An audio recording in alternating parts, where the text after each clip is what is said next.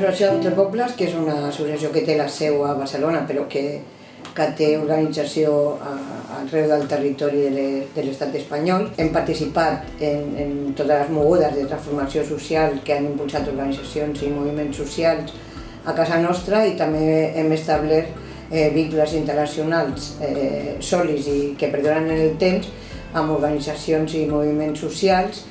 Els diners nosaltres els posarem a disposició del Tribunal Permanent dels Pobles, que és un tribunal que fa molts anys que funciona i de caràcter internacional.